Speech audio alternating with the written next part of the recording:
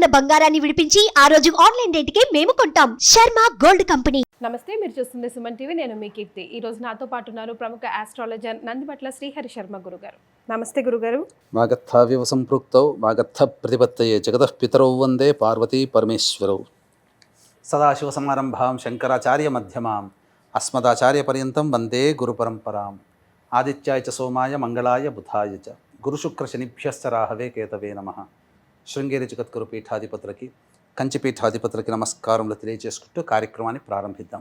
గురుగారు, ఈ మధ్య తిరుమల తిరుపతి పవిత్రమైన లడ్డుకి సంబంధించి ఎన్నో రకాల వార్తలు వస్తున్నాయి కదా, దానిపైన మీ స్పందన ఏంటి? అవునమ్మా, మనం గత 2 రోజులుగా మనం చూసుకున్నట్లయితే ఒక భారతదేశమనే కాదు, యావత్ ప్రపంచ దేశంలో ఉన్నటువంటి సనాతన ధర్మాన్ని పాటించే వాళ్ళకందరికీ కూడా ఒక బాధాకరమైనటువంటి వార్త ఇది చెప్పవచ్చు. ఎందుకనంటే కలియుగ దేవతమ్మ, కలియుగ అర్చామూర్తి, స్వయం ప్రకటితమైనటువంటి దైవము. మనకు ఎన్నిసార్లు వెళ్ళినా మళ్ళీ మళ్ళీ సందర్శించుకునే క్షేత్రం ఏదయ్యా ఉందనంటే ఒక తిరుపతి మాత్రమే. ఒకసారి చార్ధామ్ యాత్ర చేస్తే చాలా అనిపిస్తుంది. ఒకసారి శ్రీశైలం వెళ్ళొచ్చినా మళ్ళీ ఎప్పుడో 3-4 సంవత్సరాలకి వెళ్తాం. కానీ ఇప్పటికీ కూడా అనేక కుటుంబాలలో సంవత్సరానికి ఒక్కసారిగా విధిగా ఈ యొక్క క్షేత్రానికి అనగా వెంకటేశ్వర స్వామి దర్శించుకుని వచ్చేవాళ్ళు ఉన్నారు.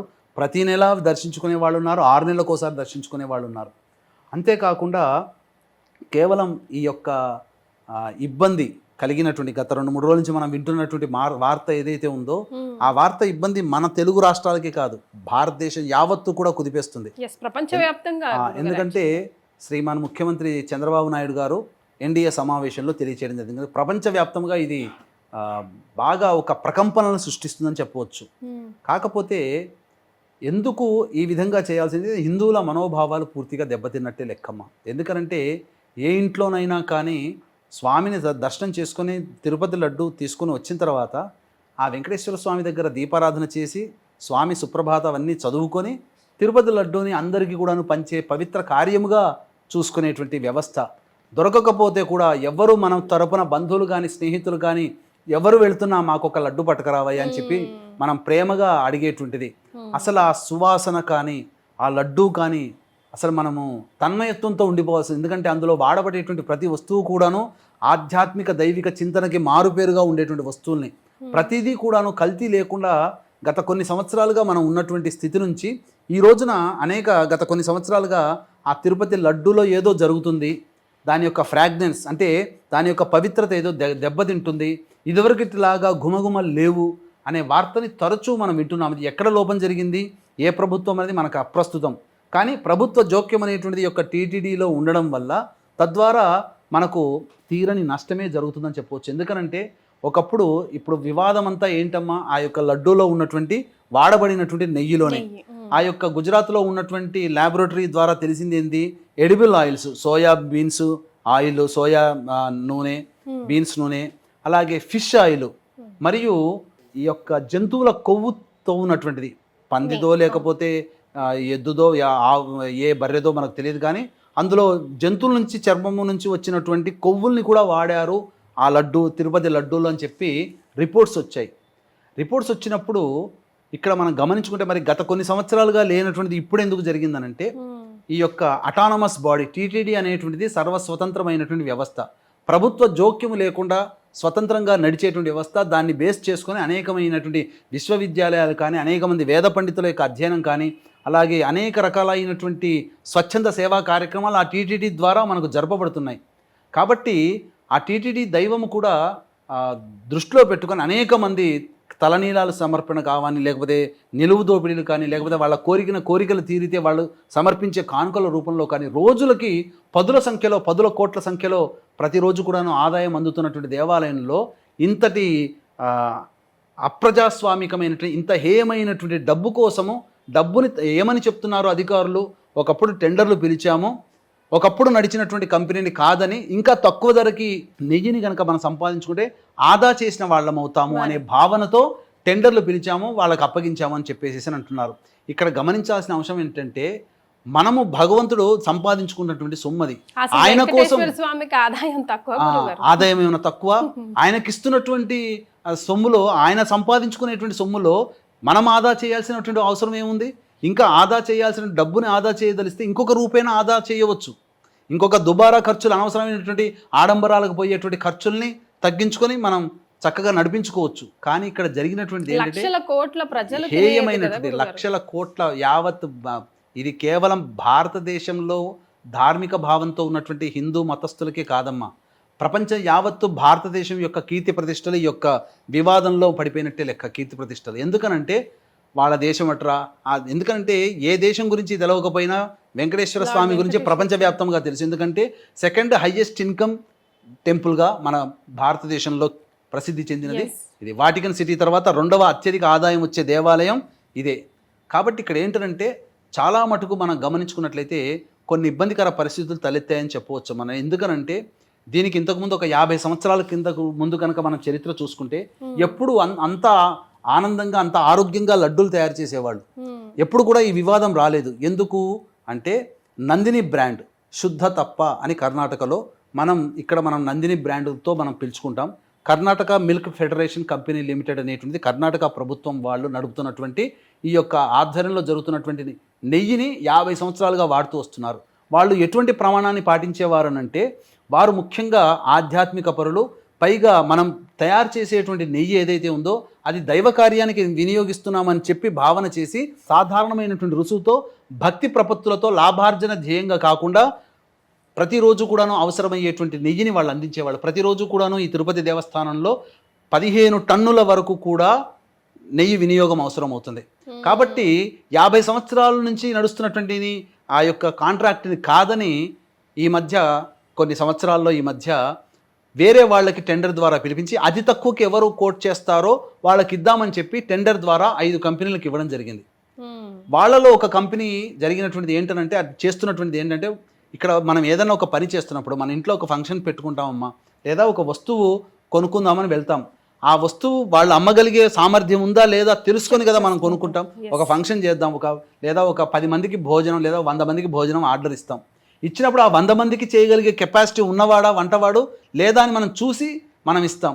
అటువంటిది స్వామివారి కైంకర్యానికి వినియోగించేటువంటి యొక్క వస్తువులలో ఆ వస్తువుల్ని సంపాదించగలిగే శక్తి ఉందా, ఆ వస్తువుని తయారు చేయగలిగే శక్తి ఉందా లేదా అని తెలుసుకోకుండా ముక్కు మొహం తెలవకుండా టెండర్లలో తక్కువ ధర పాడారు కదని చెప్పి వాళ్ళకి ఇవ్వడం ఎంత హేయమైన చర్య. వాళ్ళు ఏం చేశారు, విదేశాల్లో ఉన్నటువంటి ఇక్కడికి వీళ్ళకి ఎందుకనంటే ఆ ఆవు నెయ్యి తయారు కావాలి అని అంటే ఆవు నెయ్యికి సంబంధించినటువంటి ఆ పరిశ్రమ ఉందా లేదా తెలుసుకోవాలి. కర్ణాటకలో ఆవులు ఎక్కువగా ఉంటాయి, పంజాబ్లో ఎక్కువగా ఉంటాయి, గుజరాత్లో ఎక్కువగా ఉంటాయి. గుజరాత్ పంజాబ్ నుంచి ఇక్కడికి రవాణా చేసుకోవాలంటే ఖర్చు అధికమవుతుంది. కాబట్టి వాళ్ళు సప్లై చేస్తే ఎక్కువ రేటు ఉంటుంది. కాబట్టి కర్ణాటక మనకు దగ్గర కాబట్టి వాళ్ళు తక్కువ రేటుకి 50 సంవత్సరాల నుంచి మనకు ఇస్తూ ఉన్నారు. ఇప్పుడు మనకు ఉదాహరణకి మనం ఎక్కడైనా కానీ ఏదైనా గోశాలలో కనుక వెళితే 2000కి తక్కువ లేకుండా కిలో నెయ్యి దొరుకుతుంది. బయట ఏదైనా మంచి కంపెనీలోకి వెళితే షాప్లోకి వెళ్తే 4000 రూపాయలు కిలో ఉంటుంది. అదన్నీ కాదని అతి తక్కువ ధరకి ఆ Karnataka federation milk federation company వాళ్ళు ఇస్తున్నప్పుడు 50 సంవత్సరాల నుంచి లేనటువంటి సమస్య ఈ వీళ్ళని కాంట్రాక్ట్ని తప్పించి టెండర్ల రూపంలో 5 కంపెనీలకు ఇవ్వడం వల్లనే ఆ సమస్య తలెత్తింది.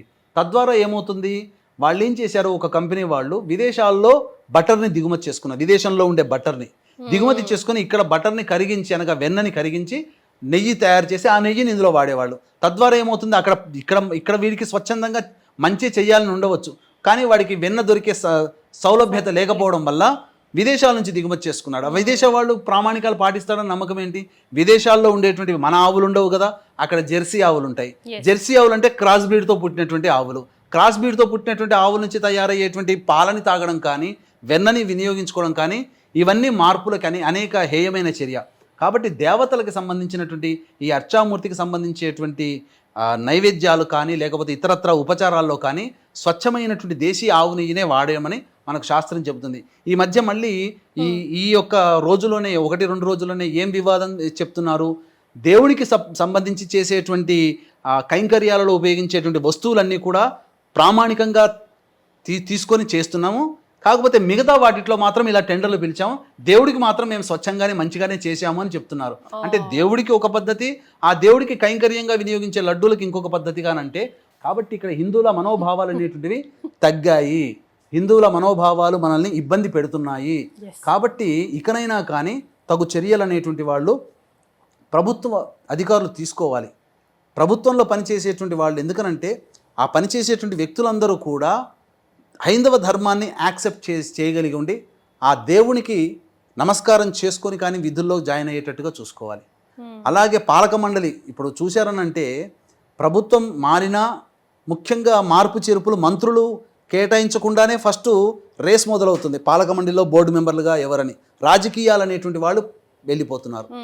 అంటే మంత్రుల శాఖలు ఎవరెవరికి కేటాయించాలో ఆ సందర్భం లేకుండానే ఫస్ట్ దీనికి సంబంధించినటువంటి బోర్డు పాలక చైర్మన్ కానీ మండలిల సభ్యులు కానీ రాజకీయ రంగు పులుకొని వాళ్ళు ఇందులో బోర్డు మెంబర్లుగా చలామణి అయిపోయి వాళ్ళు చెప్పిందే వేదంగా అవుతుంది. కాబట్టి బోర్డు అనేటువంటి ప్రక్షాళన జరగాలి. ముఖ్యంగా ఆధ్యాత్మికవేత్తలు ధార్మికవేత్తలు మాత్రమే బోర్డు చైర్మన్లుగా ఉండి మెంబర్లు కూడా వాళ్ళుగా ఉన్నట్లయితే భయభక్తులతో దైవం, ఎందుకంటే కలియుగ దైవంతో ఆటలాడకూడదమ్మా. కలియుగ దైవము అనేటువంటిది నిత్యమై సత్యమై అనునిత్యమై మన వెంట ఉన్నటువంటి దైవము వెంకటేశ్వర స్వామి. ప్రతి లెక్క రాసుకునే ఆయన ఈ లెక్క కూడా ఉంటుంది. ఆ లెక్కలు కూడా కొన్ని సంఘటనలు సరిచేశాడు.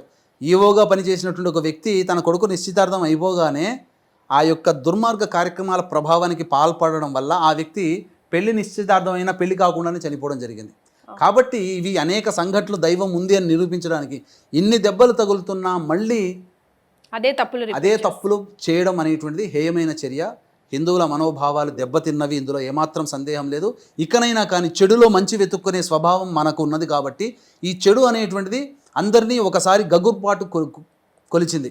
ఈ తర్వాత ఇప్పుడైనా కానీ ఆ టీటీడీ బోర్డు అనేటువంటి ప్రక్షాళన జరిగి అందులో పనిచేసే వాళ్ళందరూ కూడా వెంకటేశ్వర స్వామికి అనురక్తులై ఉన్నట్టుగా భావన చేస్తూ ఇప్పుడు అన్ని పంచు సిస్టంలో పెట్టుకొచ్చారు కదమ్మా. ఈ పంచు సిస్టమ్ రాగానే పంచు పెడుతున్నప్పుడే పైన దేవుడు మన వెంకటేశ్వర స్వామి అలివేలమంగా ఉండాలి. పంచు కొట్టడానికంటే ముందే ఒకసారి ఆ దేవునికి నమస్కారం చేసుకొని పంచు కొట్టి విధుల్లో జాయిన్ అయిపోవాలి. వెనకాల ఆ విధుల్లో జాయిన్ అయ్యే చోట ఎక్కడ కనబడ్డా కానీ అందరికీ కనబడే విధంగా ఆ స్వామి ఫోటో అక్కడ ఉండి తీరాలి. ఆ విధంగా ఉంటేనే, ఎందుకనంటే ఇప్పుడు ఇతర మతస్థులు కూడా ఈ కార్యక్రమాల్లో పనిచేయడం వల్ల వాళ్ళకి మన దైవం పట్ల చులకన చూపుంటుంది. అంటే ఇప్పుడు మీకు ఒక ఉదాహరణ చెప్తానమ్మా. మన ఇంట్లో ఏదైనా ఇబ్బంది వస్తే మన ఇంటికి కానీ రిపేర్ చేసుకుంటే మనం శ్రద్ధతో మనం చేసుకుంటాం. పక్కింటి వాడి ఇంట్లోకి వెళ్ళి వాడింటికి ఏదైనా ఇబ్బంది అయితే ప్లాస్టింగ్ మనమే వేసి, గోడలకి పెయింట్ మనమే వేసి, గేటు పాడైతే గేటును మనమే సరిచేస్తామా? మనకు సంబంధం లేదు, అది పక్కవాడిల్లు. మరి వేరే మతస్థుడికి మన మతంలో ఉన్నటువంటి సంస్థల్లో ఉద్యోగం చేస్తున్నప్పుడు వాడికి సప్లై చేసేవాళ్ళు వాళ్ళు ఇతరులు అయ్యారనుకో, వాళ్ళు మంచి నాణ్యత కలిగినటువంటిది ఇవ్వాలని రూల్ ఇవ్వరు. కాబట్టి వాటికన్ సిటీలో మీరు పోయి ఎవరైనా కానీ ఉద్యోగం చేస్తున్నారా వేరే అదర్ కంట్రీ వాళ్ళు, అదర్ రిలీజియన్ వాళ్ళు వాటికన్ సిటీలో వాళ్ళ చర్చిలో మనం చేయగలుగుతామా? చేయలేం. కాబట్టి ఇక్కడ గమనించాల్సింది ఏంటంటే మన ధార్మిక వ్యవస్థగా ఉన్నప్పుడు ఈ ధార్మికాన్ని ధార్మికంగానే కాపాడేటట్టు ప్రయత్నం. ఇక నుంచైనా ఈ చెడు వచ్చింది, ప్రజలందరూ మనోభావాలు దెబ్బతిన్నాయి, వీక్షించేటువంటి హిందువులందరూ కూడా ఏకతాటి నిలబడి ఈ యొక్క సంబంధించినటువంటి దాన్ని ఈ యొక్క టీటీడీలో మన వాళ్లే ఉండేటట్టుగా ప్రయత్నం చేస్తే గనక ఇక పూర్తిగా ప్రక్షాళన అక్కడి నుంచి మొదలవుతుంది. తర్వాత బోర్డు మెంబర్లు వీళ్ళందరూ కూడా ధార్మికవేత్తలు ఉంటే ఖచ్చితంగా ఆ టీటీడీ యొక్క ఔన్నత్యాన్ని ఉనికిని కాపాడుకున్న వాళ్ళం అవుతామని చెప్పడంలో ఏమాత్రం సందేహం లేదు. 100% గురుగారు, ధన్యవాదాలు. సర్వం శ్రీ ఉమామహేశ్వర పరబ్రహ్మార్పణమస్తు.